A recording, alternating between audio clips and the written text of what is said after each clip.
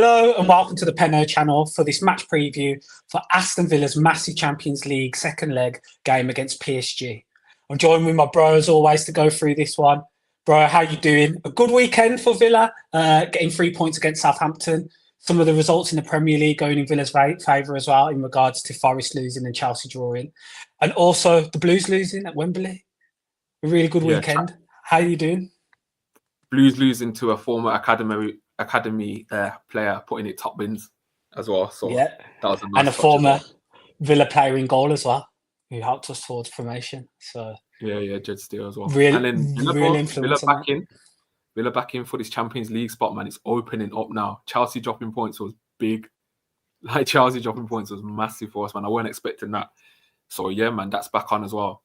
And Southampton game, no injuries. Comfortable in the end, second half performance. And yeah, happy days, man. Ready for this game tomorrow, man. Ready. Yeah, it's huge. It is massive. Yeah, just quickly touching on Southampton. 3-0 win. Took a while for us to get the first goal. The first half, we had a lot of the ball within that.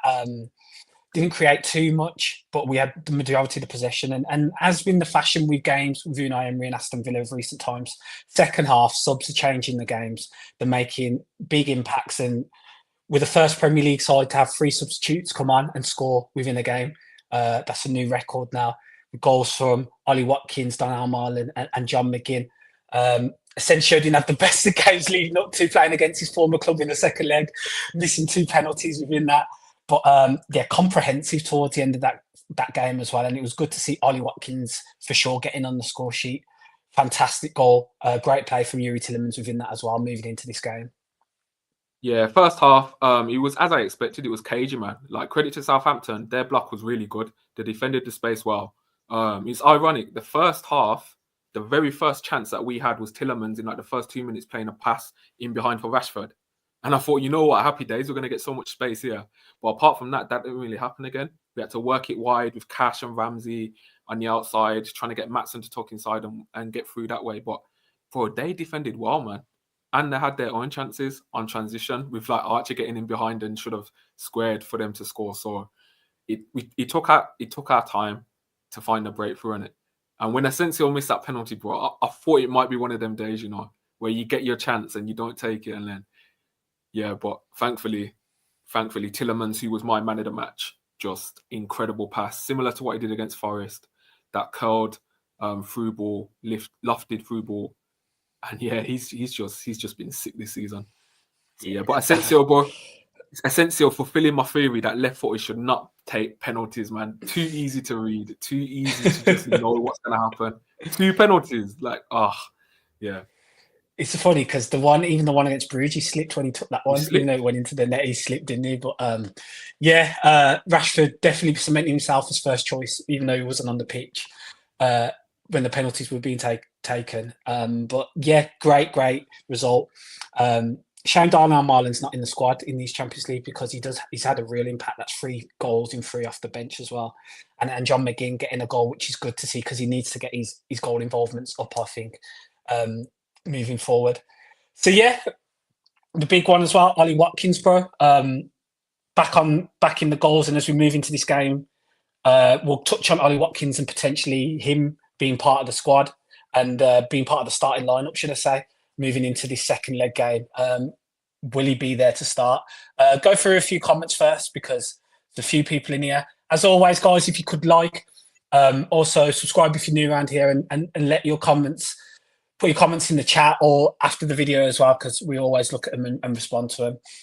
Engine 9's joined. Thanks for joining, Engine. He says, "Evening, boys. Shit on the City." Yeah, that was hilarious yesterday, and a lot of things I saw from Blue fans and Blue fans I know who were going to Wembley expecting to win, and that didn't quite happen for them.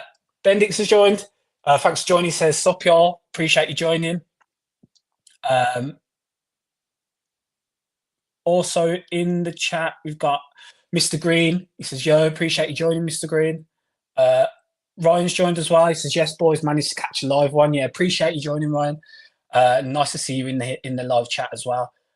Creedo's joined. Thanks for joining, Creedo. He says, "Evening, boys. Evening all up the Villa." It is. It's a big up the Villa as well going into the game tomorrow. Also, Engine says that was my favourite Watkins goal. It's a big goal, and the finish and the technique was unbelievable from Watkins for that goal, man. Like when Watkins has to finish on instinct, he's right up there. When he's sharp shooting, no time to think about where he needs to put the ball, just latching onto it first time finish. He's right up there within that as one of the best in Europe. Miss Green also says just hand Tillman player of the season. Facts. I agree with that. I know Morgan Rogers has had an exceptional season, and I think he'll be right up there for the Young Player of the Year award for the PFA. But in terms of our player of the season, I think Yuri Tillemans, for consistency, is the guy that should be winning it. I don't know about your thoughts on that, bro. That's been my thought since November, bro. He's consistently been the best player for Aston Villa for me in the most games. I still can't get over his performance against Everton at home. Like one of the best performances I've seen from a Villa midfielder. Just ran the show, did everything, man. Got assists. So yeah, Tillemans, my player of the season. Second would be Rodgers, who, please, Emery, man, we got to see this guy stay central now. Like I don't think him on the right in these non-threatening areas is working. Like even in the first half against Southampton, like he beat his man, but then he's got no options. He can't drive at the goal. And then you see second half, he's central. He receives the ball, he can turn, and he can feed it out wide to Marlon. Like, yeah, can we just see Rodgers stay central now in these games? Because it's his best position, bro. And he's our most dangerous player, attacker still for me, even with Asensio and Rashford. So, yeah, man. Hopefully we see Rodgers stay central now. We'll get into that in terms of this game as well, because obviously with the Champions League and injuries and Marlon not being part of the squad, how would that work within that? Duncan says, evening all, thanks for joining, Duncan. Kevin's also joined as well. Thanks for joining, Kevin. He says, can we apply pressure to PSG? Pace and work rate is key. The crowd will do the rest. And moving on to the segment regarding PSG, and thanks for that comment, Kevin. PSG come into this one then, having had their game cancelled, the absolute jokers of Ligue 1. They were meant to play Nantes this weekend. The fixture got postponed, so they'll play them later on. So they've had a full weekend off, full of rest. Ligue 1's an absolute joke in that sense. You reckon? I rate it personally. Nah, look after your own, man. I think you got to look after your own, joke. Bro. No, not bro. Listen, bro. Everyone in Europe does this, man. Like you look after your own for your coefficient, and it's just in England. It's so competitive that it's awkward. They can't really do it for England. I disagree. Just too many competitive teams. Totally disagree. What about the people going to games and stuff like that who'd pre-planned going to the games, the fans, and then suddenly the game's just been rescheduled? I think that's a joke. That's not. You shouldn't run your league like that. If you're scheduling something and you have it in place, you should go ahead. I hear that with valid reasoning. I think the idea of it is to promote Ligue 1 and make sure that Ligue 1 has the best representatives in Europe, and they know this PSG side is the best chance they have to win the competition.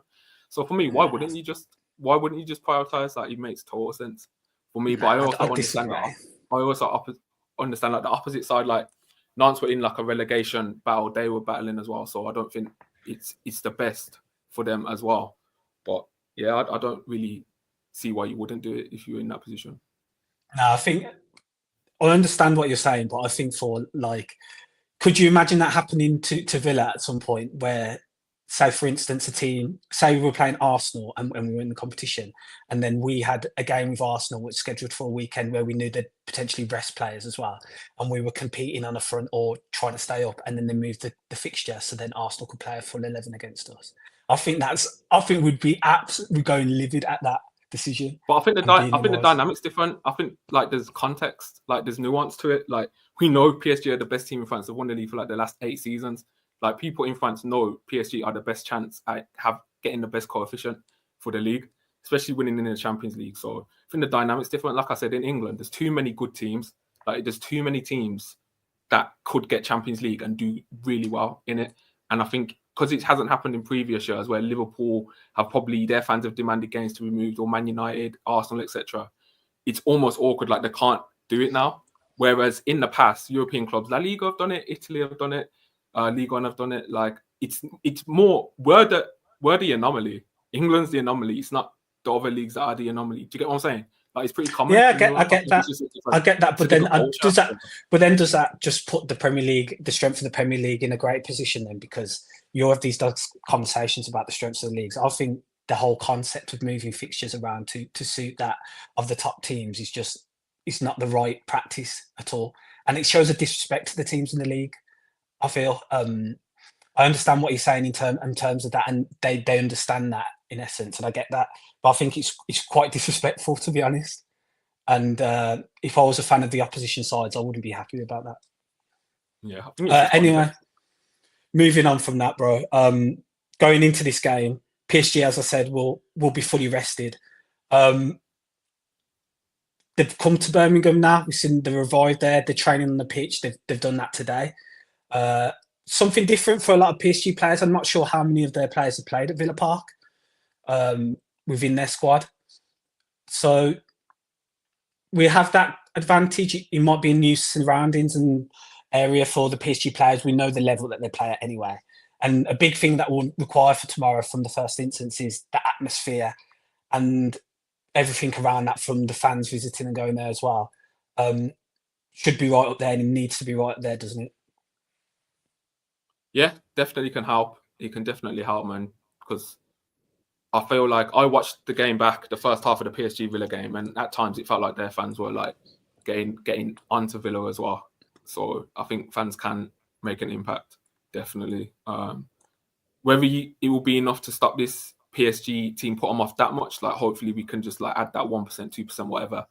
But our chances of winning this game is in Unai's game plan and our players going on the pitch and just performing and just trying to stop PSG as well. So, but our record's good at Villa Park, man. We've lost one league game in over a year at Villa Park in the Premier League. We haven't lost in the Champions League at home yet. So let's see, man. You never know. Yeah, Morgan Rogers' comments today, he did an interview, and the comments he was putting across was they're positive, they're believing that they can do it. They're saying, they feel as if they can come back from this position. So I'm not delusional in how I think PSG are as a side and how good they are, but I do believe that there is real confidence within the squad. I do believe that they believe that they can do this and come back from being 3-1 down in the tie. And the first leg gives you the opportunity to, study and see firsthand how they play and how they approach the game.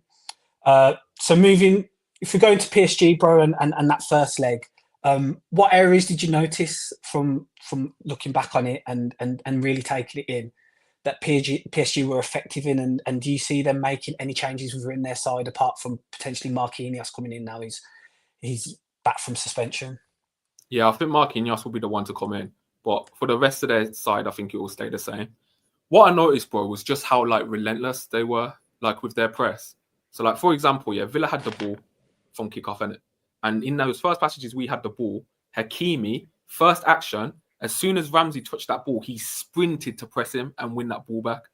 Ramsey was the pressing trigger for that whole game. Kvaratskhelia did the same thing as well. Whenever Ramsey touched the ball, he sprinted to press him down. So that's the first thing I noticed. Their intensity from the start was just on it straight away. And another thing I noticed was just how quickly they just kept on getting that ball back and then just coming up the field and then trying to work their magic through midfield, especially through Vitinha, who was on the ball quite a lot.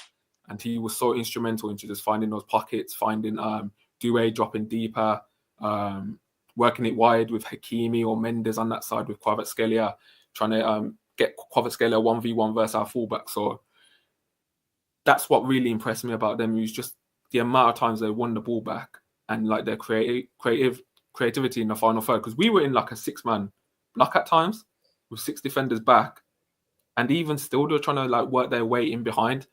I remember one chance like Vitinha had the ball centrally, and Hakimi just made that run in behind Ramsey, who was caught sleeping, and then they're in just like that. So I don't even think Villa set up bad.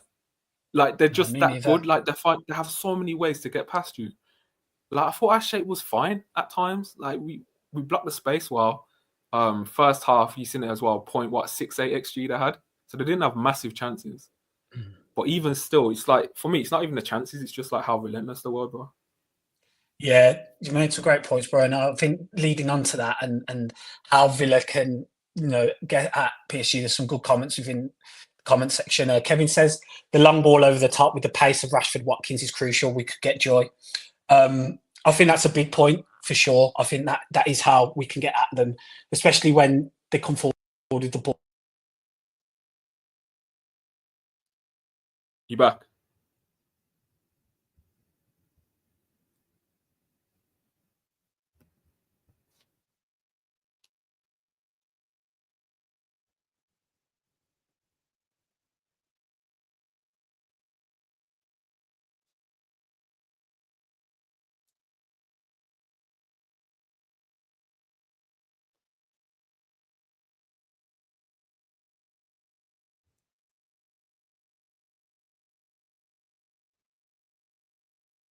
Yeah, there's no sound. Can you guys hear me in the chat?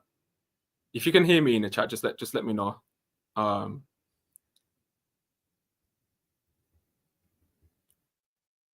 You can hear me? Okay, I'll just carry on going through your lot's comments then, and then my brother will be back.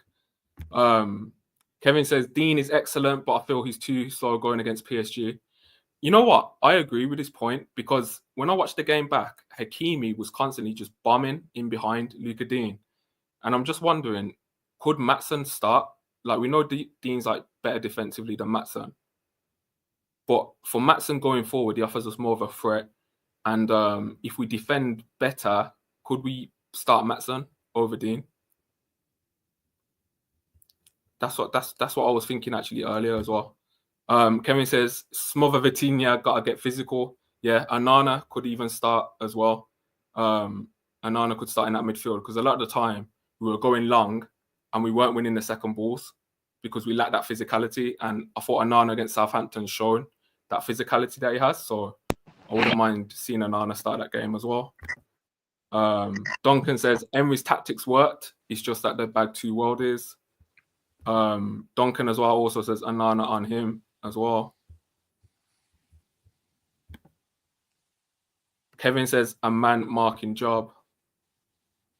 And Mr. Green says, imagine Anana in the 10. Yeah, you back now, bro? Yeah, can you hear me? Yeah, I can hear you. Oh, good stuff. Yeah, so going on from Kevin's point and a few others as well, bro. In terms of tactically, how can PSG get at Villa get at PSG? Sorry, I thought some of those comments were good in terms, especially the long ball over the top. What were you discussing there, and what's your thoughts and feelings within that as well? Yeah, so what I noticed was when Villa were trying to go long, we weren't winning the second balls enough. Like, we'd win the first contact with Rashford, but like there was no one there just to win the second ball and keep the ball higher. So I think that's going to be a big issue. Now, do we bring Anana into this side and play him in midfield? And I had this idea, bro. Do you think, Emery will be tempted to play Kamara at centre back? No, To get Anana into midfield? Because I was just because we haven't seen it. Yeah, I hear this. I hear that.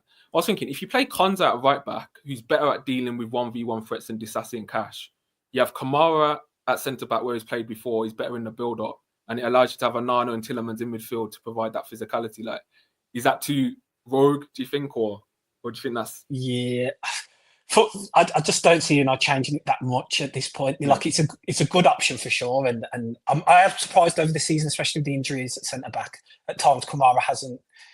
He dropped in there and he's played there this season, so we have seen it. To be fair, so but I don't know. I don't think he'll go back to revert back to that with the squad we have. I think that would be the solution, bro, because we've seen Cash and Disasi just could not handle Kvaratskhelia at all. No, he couldn't. But I think Konza would have a better chance at right back, and then you have Kamara for the build up, who's comfortable receiving the ball whenever really. He drops into centre back, like you said, like to build up anyways. And then at least then when you go long, that second ball, you have Anana's physicality there to win the ball. And then I'd also play Powell, and I'd play Maatsen on that side, because I think I said in the chat earlier, when Kvaratskhelia went to the right hand side, him and Doué swapped in the first half. Him and Hakimi were linking up, bro, and Kvaratskhelia was just playing that pass over the top for Hakimi every time. And the difference in speed with Dean and Hakimi was like, it was too much. So yeah, I was thinking Maatsen's not as good defensively as Dean, but could he offer that pace on the cover, and then going forward as well, he offers you more. So it'd be interesting to see the lineup, man. Yeah, it will be, and I think the only reason I don't think it happens because we haven't seen it enough.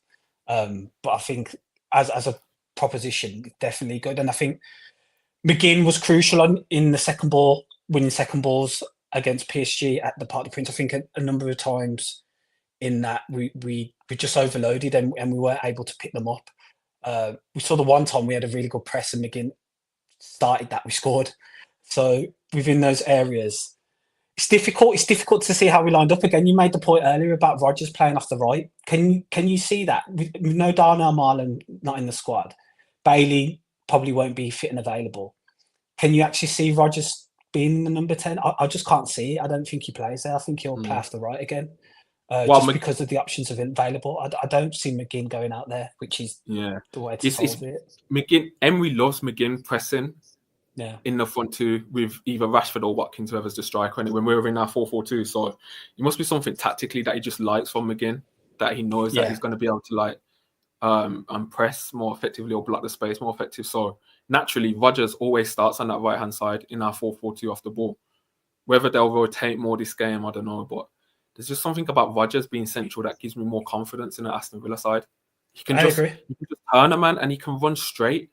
Whereas when he's on the right, he's already blocked off by the ball going out of play there, so his angles are more limited where he can run with the ball. I don't know. I just think you miss something with Rodgers on the right. This is the thing with having so many players within the squad who are at the level, because I think Duncan said here, need McGinn in transition high up the pitch, Steph. I don't think McGinn should be outside. I think McGinn should operate off the right, like he was doing at the start of the season. But it's just that Unai, there's a reason, obviously, Unai sees in McGinn playing with centrally, which we've seen a lot more second half of the season than Rodgers playing off the right. But the first half, we did see Rodgers playing the 10 and McGinn off the right in that sense as well. And maybe there's an opportunity for that tomorrow, because I think the right side is either Rodgers or McGinn. That's it. I don't think there's anyone else who play. I don't see Asensio playing out there either. No, I don't think Asensio should start this game. No, exactly. And as Mr. Green says, Kamara and Nana pivot and Tielemans in the 10 like we did against City. If you recall back to, like last season when Tielemans was playing as that 10 and a number of times as well. But then that means another player has to drop out then, doesn't it? So it's tough. It's tough, man. I think your solution's a good one with Kamara playing centre-back, because it means in the attacking positions you don't. And plus, it doesn't mean Disasi or Cash who have to play out wide. And we know how Cons has had a few problems playing right back, but I think in 1v1 actions, Cons is very good. I've seen him lock up a lot of players in 1v1 actions, and that's PSG's bread and butter, isn't it? It's their 1v1 actions coming in from the wings. And then on the ball, you'd have Kamara centrally as the central back of the three, which he normally does anyway when he drops into defence. You'd have Konza right centre back, Powell left centre back, Matson bombing forward, offering a threat. But I just wanted to speak on how PSG pressed us, bro. So in the first half, they were just allowing Dembele to be the one to close down Martinez. And Dembele's responsibility was to block off the passing lane to Konza and then curve his run to press Powell. Then they sat two players, one player on Kamara, one player on Tielemans. And then they had two other players in between our centre mid and our fullbacks, ready to press the fullbacks as well. And I thought he was so clever, because we couldn't get out. Unless we were forced on, we could not get out. They left McGinn on his own in the middle of the park as a trap, because they knew they were happy to just press McGinn as soon as he got the ball. So I don't know how you beat their press really without pace on the wide. And that's what I'm thinking, Matson. It's a tough one. And I did see a comment earlier, I don't know if you went through it, from Joey Cusack, in terms of game state, saying I don't necessarily think we need to score early, but do need to score first. Need to be much more physical. May as well take the yellows as well. I'd give Morgan through the middle, Ollie up front, and Rashford out wide. I think that's a great comment. I think it's not about scoring early or it being that. It's just getting the first goal and giving enough time to get a second. And within that thinking again, is Unai going to set up similarly in terms of potentially the first half, keep it 0-0, look in that aspect as well, reduce their chance creation, reduce the amount of chances they have? As we stated earlier, the XG and the actual big chances they had in the first half were minimal, really. The goal they scored was an absolute worldie. And then just keep it as tight as possible until maybe it's the subs again, as we've seen with a number of games. Most recently, the substitutions have had big impacts, and he goes for it that way and thinks, okay, we can keep it as close as possible, remain in the tie, and then attack from that point onward. Well, PSG aren't going to change their style, in my opinion. I don't think they're the type of team to just come and like play in like a low block and just try and sit deep. Yeah. No, so it's going to essentially be the same. Like these men played each other last week, and not that much is going to change in terms of the quality. So I think it's going to be a bit more the same. And last week, PSG will have most of the ball. I think we'll take more risks. I think that's the best way to describe it when we're on the ball. I think we'll take more risks because we have to score 2 goals and not concede. So, but yeah, I'm expecting more of the same. PSG having the ball, Vitinha getting on the ball loads. But can we just create more on transition? That's the big question. Because, bro, whenever McGinn was getting the ball, I remember Ruiz, he went to get the ball off McGinn, and McGinn just like bodied him, turned, and Ruiz's face was like, "What the fuck is this, man?" Yeah, like, we weren't expecting it in the first half. I remember. Yeah, it's like McGinn came up to like the Parc des Princes and just like showed something so unique in the way that he protects the ball. And then we seen it with Mendes as well. Like Mendes was like, "What is this?" when McGinn won the ball. So it was funny though. It did make me laugh. McGinn trying to outpace Mendes at one point. He tried to knock it around it. But I think McGinn's crucial again. I do think he's crucial again. As you said, if it is Ramsey, I don't think he will. I think it might be Rashford and Watkins might be up top. But the progressive carriers on transition are crucial. Rodgers and McGinn are crucial in this game. And we know we've seen McGinn have those games, where he steps up and no one can touch him because he just uses his body and transitions with the ball. And I think he'll be crucial whether he's playing in the middle or outright again, because I felt, as I say, bro, I felt second half, our decision making when we did have the ball, okay, PSG's press was intense, but it wasn't as intense as it was in the first half. And we had areas and times where we could play the pass and we didn't make the correct decision. We got kind of caught up in it because we were defending so long. The concentration was on the defensive shape, and when we had the ball, we were just getting caught up and not making the correct decisions. So I think the decision making is something I want to see improved upon for sure, because there was elements and opportunities at time to play the correct pass, and really get at PSG, and we didn't take those. And that could have been, as I said, when you concentrate on defending for 60 minutes, it's hard. It's hard to switch out of it and to try and play, but being the home side and having the home support as well, that may have an influence. They may, they're used to it. It's natural. It's our home ground, so they know the areas of the pitch, and they might be a bit more calmer on the ball because they're used to playing on that surface and used to the whole areas as well. I hope so, bro. And just to look at a more positive outlook for Villa, like there was one point where Rashford got the ball after they'd equalised, and he twisted up their right back. Or it might have been like Beraldo playing right centre back, or like he shifted out. And Rashford gets into the box, bro, and Ramsey's there for a tap in. And all he has to do is just get the ball correct. And we score again. Like we had moments where it's just like, okay, we didn't get the final shot off, but we had like opportunities to score. There was another time, bro, like Cash got the ball out wide on the right, and Rodgers is free in the middle, first half, towards the end, and Cash like slices the cross. It goes out for like a goal kick. But again, just another moment where better quality and we have a big chance. So I don't think we didn't have any real chances against PSG last week. Like we had some. They weren't the best. We did. They weren't as good as theirs. But man, we just got to hope a lot goes in our favour and be better from set pieces. And I think that second half we gained confidence because we recognised that we'd kept them out when it was 2-1 and it got to around the 70th minute. We were like, okay, we've kept them out here. Let's push forward. And we had some good chances within that. The Rodgers chance where he hit over the bar was a good chance. The Asensio shot, which was going bottom corner and took a slight deflection as well. We were getting into good areas. The Rodgers chance from outside the box when he could have played the pass and he hit it straight at Donnarumma. Like we built confidence and momentum. And I think what happened at that point is we were overzealous. Instead of identifying that we could keep it 2-1, we were trying to really make it 2-2, and in that we got punished because they caught us on transition again and played the correct pass and made it 3-1. So I'm confident in that we can create. We can create against PSG. It's just that restricting them the other end. That's going to be the problem. That's going to be where we need to really show out. Ken M, thanks for the super chat. He says, I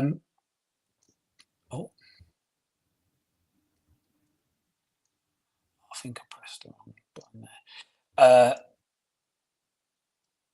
Did you just accidentally? All right, then while you're doing that, I'll go for some if you want. Yeah, go for him, bro. Mr. Green says Kamara and Onana pivot and Tillerman's in the 10 like we did against City. What do you think of that? Yeah, I don't see it. I don't envision it because I think Tillerman's just operating in that 8 position as well. And as I said, it just loses an attacker further forward. Mr. Green also says Kamara versus Pete Dembele. Yeah, game over before it started. I'm going to get to that comment, but one thing I noticed about Dembele, he did it again, bro, in the first half. He stays offside all the time. The whole first half, or majority of it, he stays offside. And the intention is they pin our back four back because they always have to worry about Dembele behind. And I noticed it stretches our entire 4-4-2 shape. And it's so jarring. We haven't really seen other teams do it against us where they'll just leave their striker offside. They have Doué and Kvaratskhelia out wide so that we're stretched horizontally and vertically as well. And they were just killing us with it. And then when he stopped being offside, he'd drop into midfield. And then they had a 4v3 against our midfielders. So, yeah, Dembele is a serious problem, man. It's not just what he does on the ball. It's off the ball as well. But Kamara versus Pete Dembele, I hear it. Kamara, it's not a centre-back. He doesn't play there much. But then the alternative is Pete Kvaratskhelia versus Cash or Disasi. Like, do you know what I'm saying? Like, I'm trying to prevent that from happening, him getting a 1v1. And I think Konza would do better than Disasi or Cash. So, Kamara at CB is getting targeted, bro. I hear that as well. Konza was getting targeted as well in the last game at CB, but he held his own. Duncan says, McGinn gives you strength, Rashi gives pace. It's always that trade-off at left wing. Terry says, yes, the lads, let's hope we are on it tomorrow. We can beat anyone on our day out the Villa. And there's only one Terry Turner. Shout out Terry Turner. Duncan says, first goal is key in my view as well. Facts. And Kevin says, can't sit deep as last week's suicidal. Apologies to Ken M. I think I've accidentally blocked you, so apologies. I'll sort that out, but I appreciate the super chat. Yeah, I was just going to say, bro, Ollie Watkins. Do you think Ollie Watkins starts this one?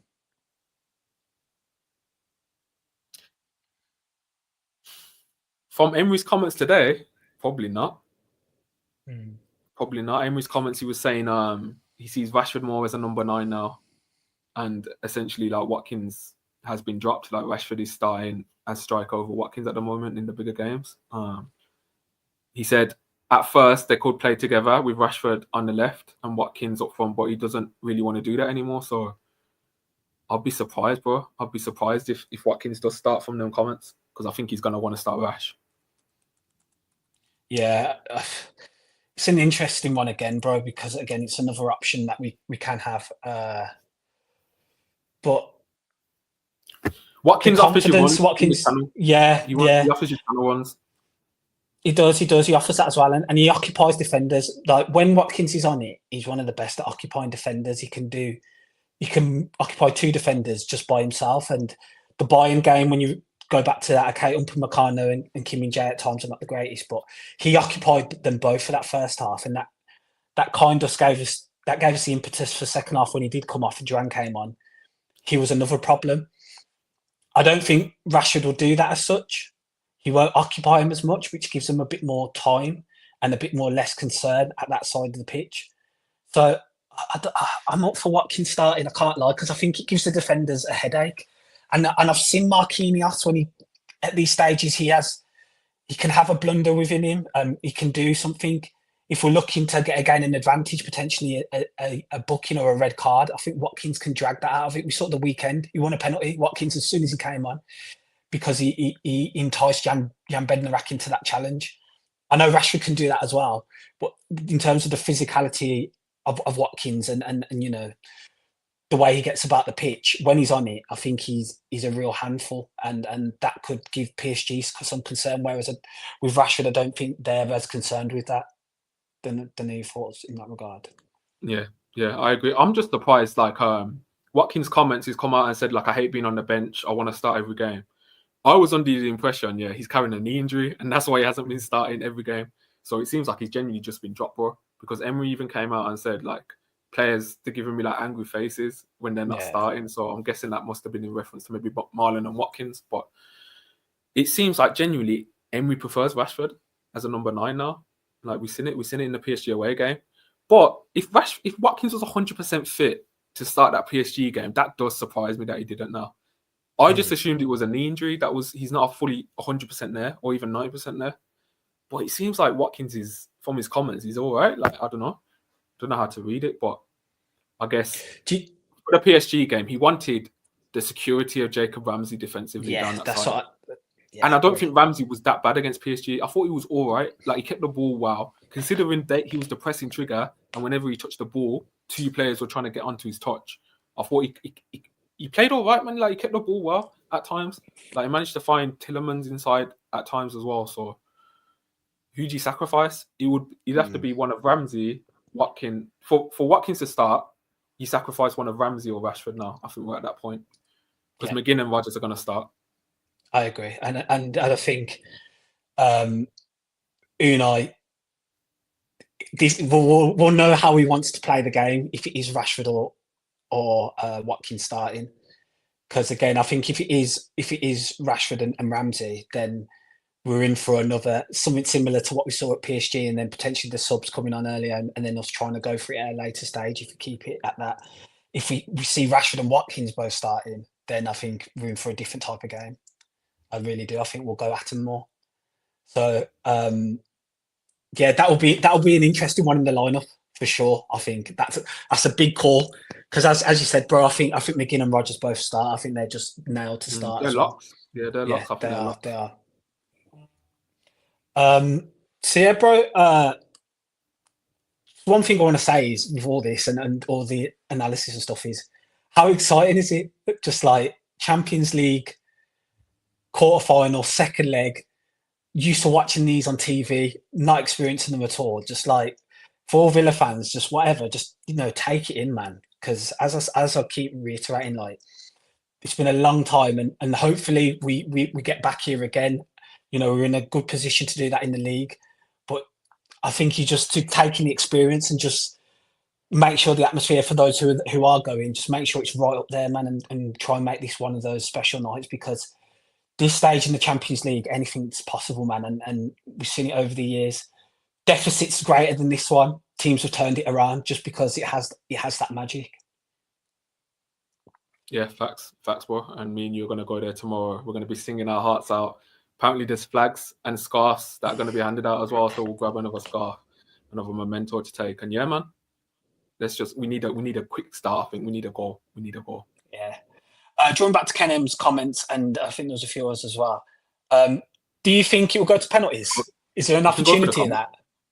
Hope so. Hope so. I said to you before, I'd take penalties before the game's even started. So yeah. Ken says need a Celtic fast start, defend like crazy, then a counter attack third. Villa Park goes crazy. Yeah, that was a quick start, but let's remember that game. We then made it. It was 2-2. Like Celtic came back, and now I think we went too early with that because we got a bit too complacent. Piotr says we are here to make history. Facts, Piotr. That's the attitude we should be taking into this one. Why can't we do it? Why can't we come back against PSG? I think a few more comments within here as well. Just go for you might as well go for more. There's some good ones in here, bro. Yeah, do you want to go for them because I'm having? Yeah, sure. Mr. Green, so my point said, okay, he'd rather see Pao Ming's centre back to Conte right back. I was actually surprised we didn't see this, thinking back now. Because I know 2 left-footed players is like, you never do that for centre back spot. I was surprised that Emery wasn't tempted a little bit, but yeah. Peter says they do not play with a normal striker, so we don't need a box dominant defender. Good point. I am Lion says smart meters UTV. Mr. Green says Emery doing mind games. So he thinks with the Rashford Watkins comments could be mind games. Could 100% be mind games. Totally agree that there's a big chance of that. Kevin says no, Watkins 100% starts. Duncan says Rashi up top, I'll go McGinn wide and then Rodgers in the middle. Kevin says Rashford ain't no forward. Kevin also on the mind games hype. He's not having these comments from Emery. Duncan says Rashford's best position is left wing. Facts. Facts, 100% agree. I agree with He's that. been tried as a number 9 before. Like, he's never been a number 9. He said he don't even like playing number 9. Like, he's a left wing. But I'm surprised. I'm surprised to see how he's I being think used. obviously Unai just plays him 9 because he likes his positioning. He likes him to move out wide and to the left wing from that, and then maybe Rodgers to come more centrally within that and occupy that space as well. And as Ramsey comes central as well when he's on the ball, but it's hard, isn't it? It's tough. I think he's been Engine better for 9 us when says, he's been out wide. yeah, facts. But then it's awkward with like Matson as well. Like, it depends on the left back that plays as well, isn't it? Exactly. It's all a system, in it, but that's why. Yeah. Engine 9, thanks for your comment. It says 4-2-4, Konza, Mings, Powell, Matson, Kamara, Tillemans, Rashford, Rodgers, McGinn, Watkins playing offside like Dembele. Mr. Green says, swear press conferences are 50% about mind games. We're on the mind games site with Emery in this chat today, bro. Like, everyone's saying what he's saying ain't true. I like it. Salim, hope I'm saying your name right. Good morning. I'm a PSG supporter, and it will be a good match for us too. Sorry again for my English. No, your English is really good, and thanks for joining us, man. Hoping that you're upset tomorrow. We're hoping you're upset tomorrow, but thanks for joining us anyway, and we appreciate it. Duncan says Watkins might wear down their defense in the first half. Peter says Rashford is the same age as Watkins when Emery came in. I think he wants to have a pre-season with Rashford and develop him into a number 9 because of raw traits that he has. Yeah, these are some interesting. That's a good point. That is a good point. If it is made permanent and we're in that position. Mr. Green says want to be in the UCL again so bad. Facts. This is what I've been thinking. Like, because we're in so many competitions, I think we've almost forgot like how important it is to get Champions League again, and like that feeling like, bro, we're what, 7th now? We've like 1 point off Champions League. If last season didn't happen, this is the best season of our lifetimes. It just shows like the levels, bro. I know it's mad. It is mad, and I think that's a bit of perspective that you put in there as well. Like, that is mad because expectations just go from the club and around it. Because as you said, bro, if this was last season and we weren't in the FA Cup or we weren't playing in the Champions League, this would be our best season. If last season didn't happen, it's mad just from that. So yeah. Spot on. I think we need 5 out of 6 wins to beat last season's point tally. Anything's possible, bro. I think we got 68 last season, and that will put us on 6. Yeah. But what do you think, Forest, bro? Do you think can't run from XG forever? Do you think it's happening? It's catching up with them. But then I was looking at Newcastle as well, and it seems like they're running away from it. So oh yeah, I think Newcastle get Champions League, but what about Forest, Chelsea drop out, Newcastle, City, Villa? What do you reckon? No. I was just saying, you were saying Forest like XG, and I was looking at Newcastle's numbers and some points as well, and they're like mid-table, but they seem to be running away from it and getting the results. So I don't know. Regards to Forest, it does seem like they are starting to slip up a bit, but I just like that we can play these teams. We've got Newcastle, City, Fulham, not Tottenham. My mind's slipping. Yeah, get out. Tottenham can get out. 17 losses in the league for Spurs, bro. I don't even think like that's crazy. And that big 6 stuff, I know it's on revenue and stuff like that, but just including them in that Spurs at this moment in time, if you lose 17 games and we're not even in May, like you're at the big 6, then it's surely. Yeah, you are. That so-called big, you can't be considered. I'm sorry. Duncan says we'll get top 5 in the Prem. Kevin says, yeah, don't concede like the Celtic game. Engine 9 says Unai to get revenge. Luis football. Yeah, it means Enrique for the Barca game. Yeah, for the remontada. Yeah. Sorry, struggling to show comments. You get a penalty. Who takes it? Not Asensio. If it's nah, let Asensio take it. Let him take it. I back him. Big game player, man. Rashford, if he's on the pitch, please rush you. Nah, Asensio will know, man. He has that. He's had the experience. He'll know it was just an off day.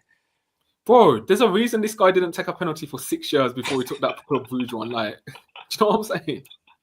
Well, it was interesting that Unai came out and stated after the Southampton game, the penalty takers, and Morgan Rogers isn't one. He said it was Rashford, then Asensio, and then he said the next ones were Tillemans, McGinn, and he name checked someone else as well. Yeah, he said Tillemans, McGinn, and he name checked someone else. But yeah, Rogers was the top. Yeah, Watkins, obviously. Yeah, Watkins. Yeah, bang on. But yeah, he didn't name check Rogers. Do you think that was in the contract? Just you make sure my player gets put on penalties. Like, if I was an agent, I'd be doing that.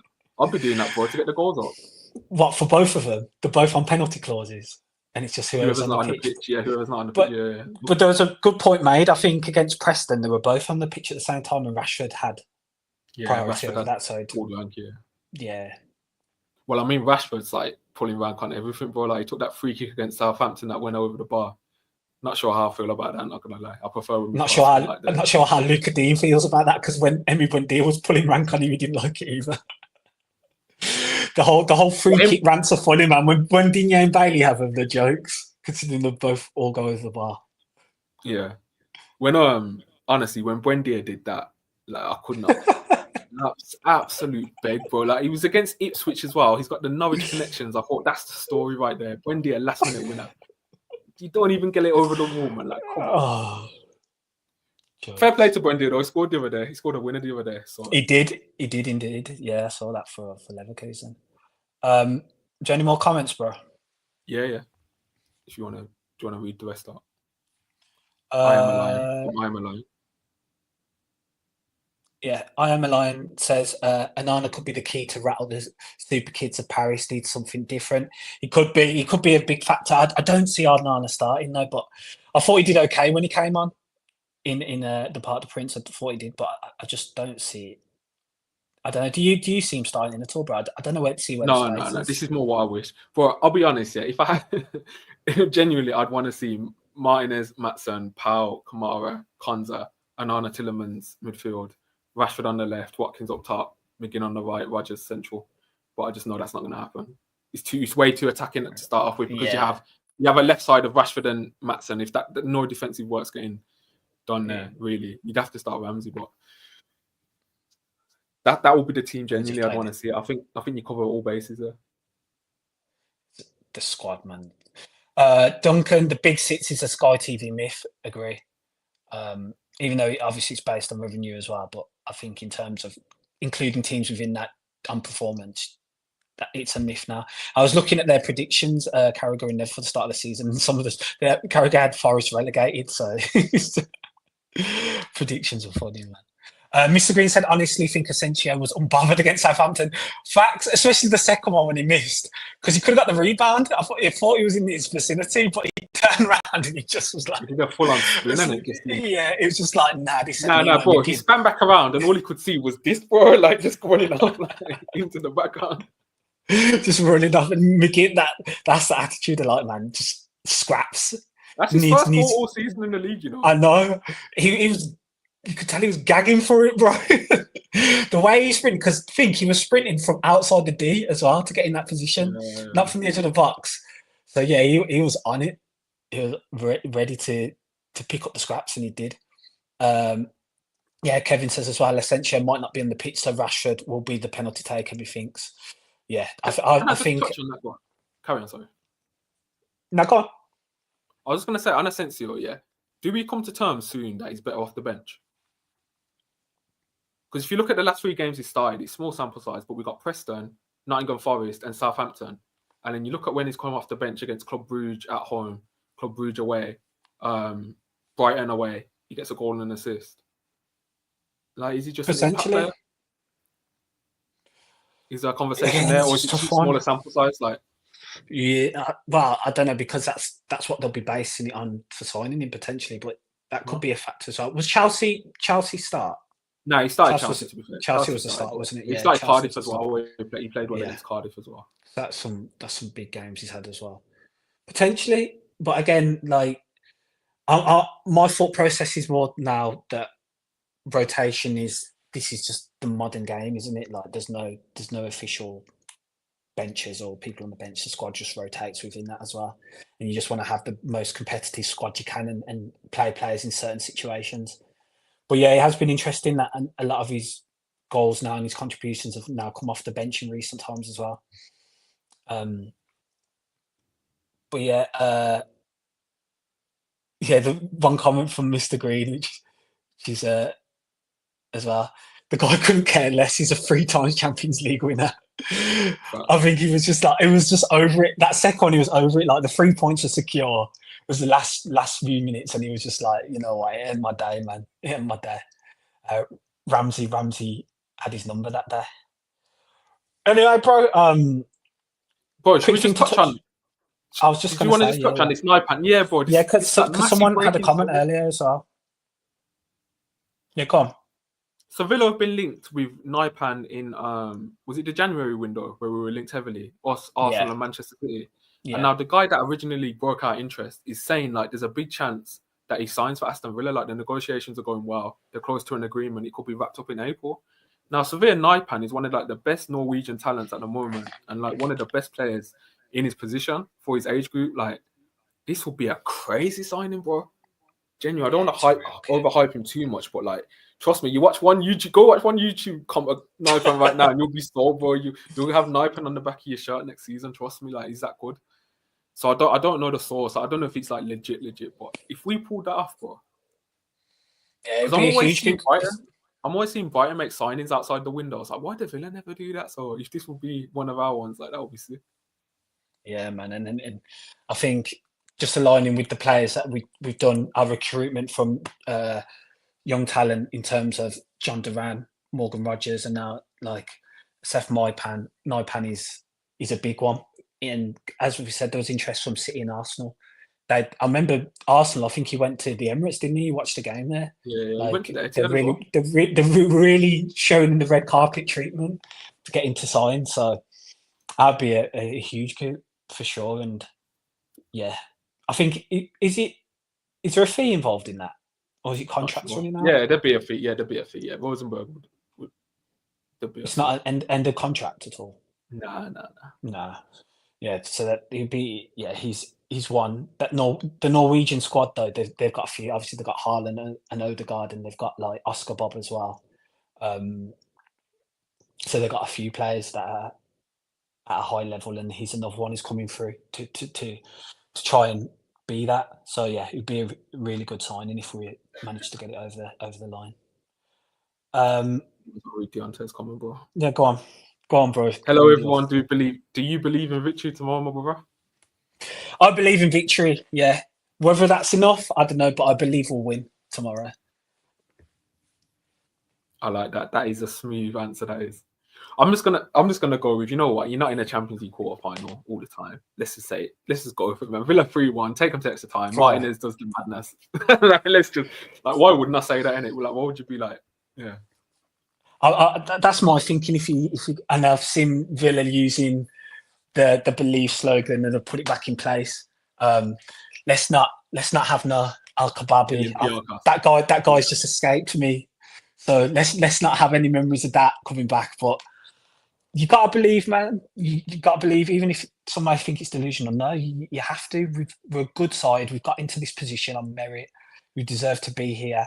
We've beaten big sides at Villa Park over the last 2 seasons as well, against the odds in areas and times when people outside of Villa and Villa fans didn't expect it. So why shouldn't we believe?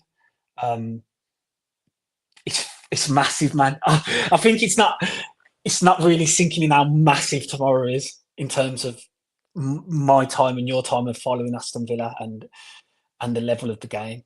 But yeah, definitely try and get a few hours sleep tonight, not think about it, and then I think it will really dawn on me tomorrow just how big of a game it is and what could possibly happen tomorrow night. Yeah, Kevin says, remember Watkins scores in streaks. I fancy him to net tomorrow. That is true. Watkins is a streaky guy, bro. Duncan says Naipan and Cherky are good targets for me. Mr. Green says we are about to beat City and Arsenal to a talent. When you're big, you're big. Facts. Facts. Duncan says players want to come to Villa. It's clear to see. Yeah, man. Yeah, man. That would be a genuinely sick signing. Like, I really hope that's true. Because we'd have to do a video on that one, bro. That is a. Yeah. Anyway, YouTube watch along, innit? Reacting to all a live can't watch along. Playing random teams in Norway and that, like, just like, yeah, this guy's sick. Yeah, facts. Anyway, bro, I think we'll call it there. Thank you all for joining the comments. The comments have been incredible this show, man. Appreciate you all for your input as well. It makes the show what it is with you suggesting and making comments on stuff around Villa. So really appreciate it. Again, if you could please subscribe if you're a new watcher and you like the content, please do subscribe. And also if you haven't been watching live, put your comments after the video as well, and let us know. It helps us to spread the video as well with the comments and the like. So please do it. We really appreciate it, bro. As ever, thanks for joining me, and we look forward to tomorrow. Probably the biggest game we've ever seen in terms of the level. Again, So big, you dropped the camera. my phone jumped because it was so big, and yeah, hopefully we do it, man. Hopefully we do it, and I'm just, yeah. I don't know if there's anything you want to add to that. Nah, you wrapped it up nicely, bro. Just please put on a performance, Villa. Cross everything and just hope. Just hope. Anyway, thank you all for joining, and see you on the next one. Up the Villa.